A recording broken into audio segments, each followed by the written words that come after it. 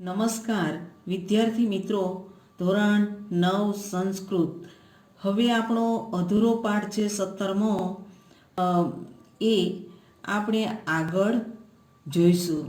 તો આજે આપણે જ્યાંથી આ પાઠ બાકી છે ત્યાંથી શરૂઆત કરીશું. તો તમે પણ એક એક શબ્દનો અર્થ જાણવા માટે ધ્યાનથી જોજો કે કયા શબ્દનો કયો અર્થ થાય, તો તમને ભાષાંતર કરતી વખતે સરળતા રહેશે.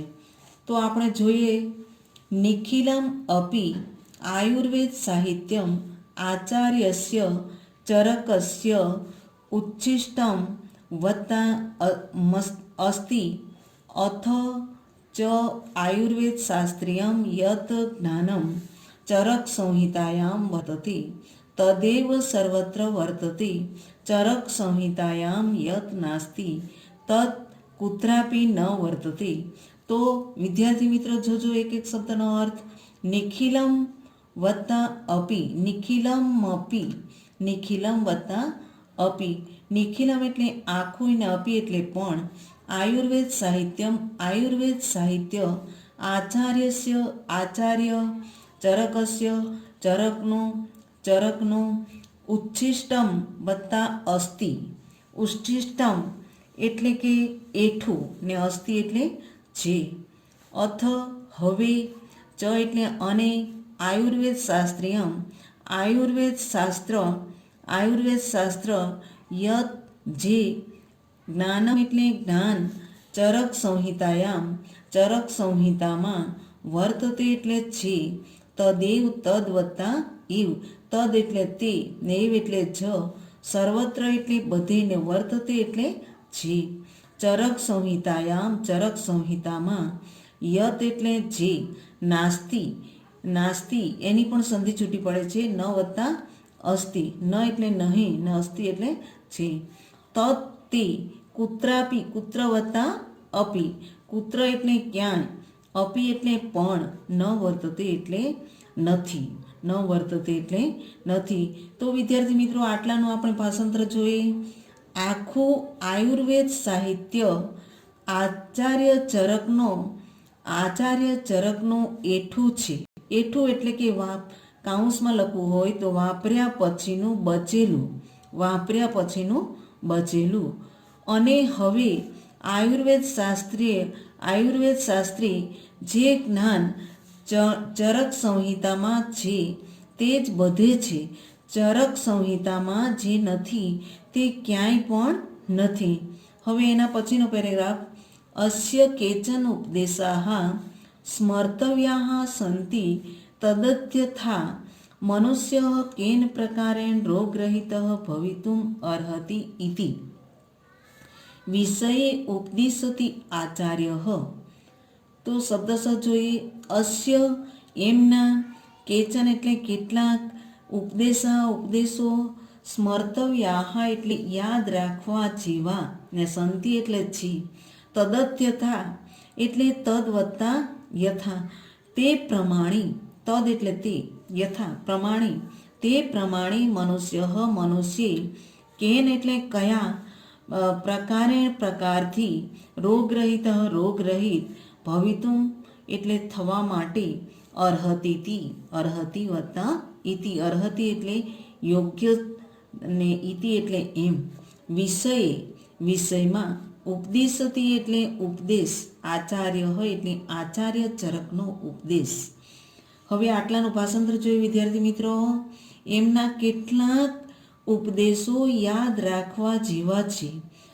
તે જ પ્રમાણે મનુષ્ય કયા પ્રકારથી રોગરહિત થવા માટે યોગ્ય છે એ વિષયમાં આચાર્ય ઉપદેશ આપે છે. હવે જે શ્લોક આપેલો છે એ શ્લોકને આપણે જોશું. આ શ્લોકને આપણે જોઈશું. તો નરોહિતા આહાર વિહાર સેવી સમીક્ષકારી વિષયેષુ સક્તઃ દાતા સમઃ સત્યપરઃ ક્ષમા ભાવના આપનોપસેવી ચ ભવતિ અરોગી. ભવતી અરોગી. હવે સંધિ છૂટી પાડીને જોઈએ તો નરો હોય એટલે માણસ, મનુષ્ય. હિત, હિત આહાર, હિતકારી, હિતકારક. ને અહીં સંધિ આપેલી છે કે હિત આહાર એટલે હિતકારી. આહાર વિહાર સેવી, આહાર અને વિહાર સેવી એટલે આહાર અને વિહારનું સેવન કરે છે. સમીક્ષ, સમીક્ષ એટલે સમજી વિચારીને, સમજી વિચારીને વર્તનાર. વિષયેષુ, વિષય વાસનામાં. અસક્ત એટલે અનાસક્ત, વિષય વાસનામાં અનાસક્ત. દાતા, દાતા. સમ, હ એટલે સૌ પ્રત્યે, સૌ પ્રત્યે સમત્વની ભાવના અથવા સમાનતાની ભાવના. સત્યપરઃ, સત્યપરાયણ. ક્ષમા ભાવના, ક્ષમાશીલ. આપતો, આપતોપસેવી એટલે આપ્તજનોની સેવી, સેવા કરવી. ચ અને ભવતી અરોગી. અહીં સંધિ છૂટી પડે છે ભવતી, ભવત્ય રોગી. ભવતી વત્તા અરોગી. ભવતી એટલે હોય છે અને અરોગી એટલે નિરોગી અથવા રોગરહિત બને છે. હવે આખા શ્લોકનું આપણે ભાષાંતર જોઈએ તો હિતકારી આહાર અને વિહારનું જે સેવન કરે છે, સમજી વિચારીને, સમજી વિચારીને વર્તનાર. વિષય વાસનામાં અનાસક્ત. દાતા, સૌ પ્રત્યે સમાનતાની ભાવના.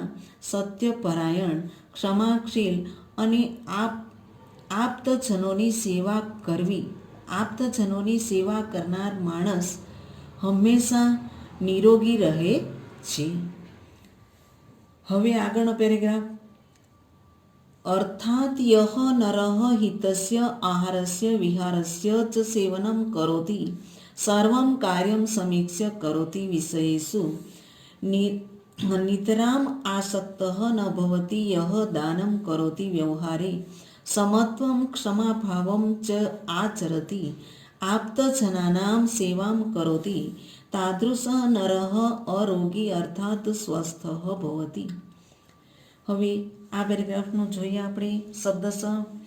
અર્થાત એટલે કે અથવા, યહ એટલે જે, નરઃ એટલે માણસ, હિતસ્ય એટલે હિતકારી, આહારસ્ય, આહારસ્ય એટલે આહારનો, વિહારસ્ય વિહારનું, ચ એટલે અને, સેવનમ એટલે સેવન, કરોતિ એટલે કરે છે. અહીં ત્રણેય શબ્દની અંદર ષષ્ઠી વિભક્તિનો પ્રત્યય લાગેલો. ષષ્ઠી વિભક્તિનો પ્રત્યય સ્ય એટલે એ સંબંધાર્થે ષષ્ઠી વિભક્તિ. સ્ય હિતસ્ય એટલે હિતકારી, આહારસ્ય એટલે આહાર, વિહારસ્ય એટલે વિહારનું સેવન કરે છે. સર્વમ બધા, કાર્યમ એટલે કામ, સમીક્ષા સમજી વિચારીને, કરોતી એટલે કરે છે. બધા, બધું કામ સમજી વિચારીને કરે છે. અને વિષયેષુ, વિષયોમાં. નિતરામ આસક્ત, એકદમ, એકદમ. અસક્ત, નિતરામ વત્તા અસક્ત. અસક્ત એટલે અનાસક્ત. ન ભવતી એટલે ન એટલે નકાર છે, ભવતી એટલે ન હોય. યહ જે, દાનમ એટલે દાન, કરોતી એટલે કરે છે, વ્યવહારે વ્યવહારમાં.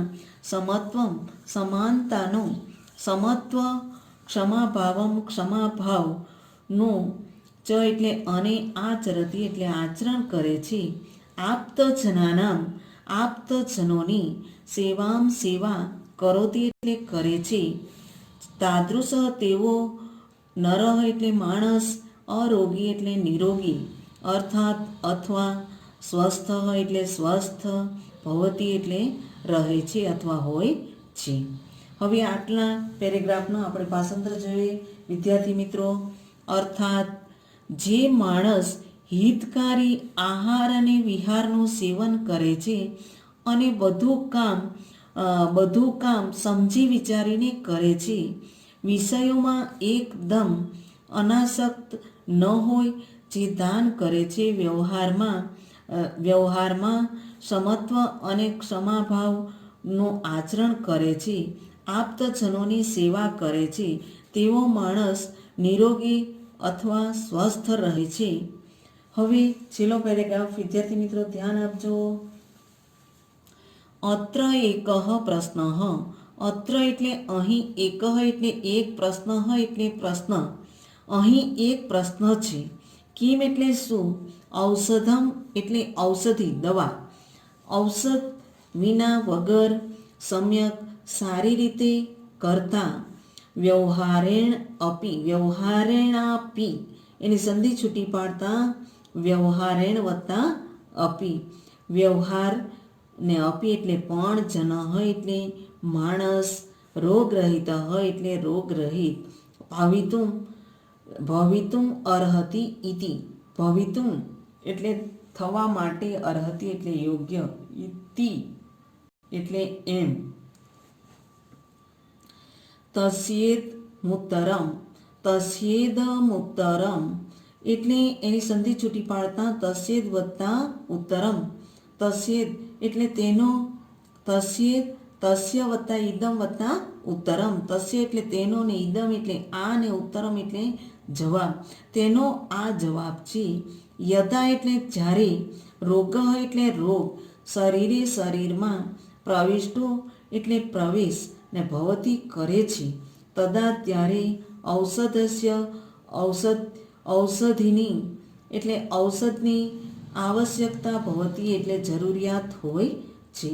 પરંતુ શરીરે શરીરમાં, રોગસ્ય એટલે રોગનો, પ્રવેશ એટલે પ્રવેશ, એવ એટલે જ, ન સ્યાત એટલે ન હોય, તદર્થમ એતદ વત્તા અર્થમ, એતદ એટલે એ, અર્થમ એટલે માટે, માનવેન મનુષ્ય, સમ્યક એટલે સારી રીતે, સમજી વિચારીને, વ્યવહાર કરણીય એવ એટલે કરવો જોઈએ.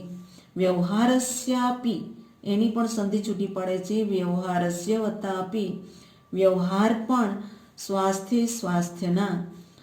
સ્વાસ્થ્ય પર પ્રભાવ અને ભવતી વત્તા ઇતિ વત્તા એસહ, ભવતી એટલે હોય છે, ઇતિ એટલે એમ ને એસહ એટલે એવો, ચરકાચર્યસ્ય એટલે ચરકાચાર્યનો ઉપદેશ એટલે ઉપદેશ છે. હવે વિદ્યાર્થી મિત્રો છેલ્લા પેરેગ્રાફનું હું ભાષાંતર બોલીશ. અહીં એક પ્રશ્ન છે. શું ઔષધ વિના અથવા ઔષધ વગર સારી રીતે કરતા વ્યવહાર પણ માણસને રોગરહિત કરે છે? એમ. તેનો આ જવાબ છે. જ્યારે રોગ શરીરમાં પ્રવેશ કરે છે ત્યારે ઔષધની જરૂરિયાત હોય છે, પરંતુ શરીરમાં રોગનો પ્રવેશ જ ન હોય, એ માટે મનુષ્ય સમજી વિચારીને વ્યવહાર કરવો જોઈએ. વ્યવહારનો પણ સ્વાસ્થ્ય પર પ્રભાવ પડે છે, એવો ચરકાચાર્યનો ઉપદેશ છે. વિદ્યાર્થી મિત્રો, અહીં આપણો 17મો પાઠ પૂરો થાય છે.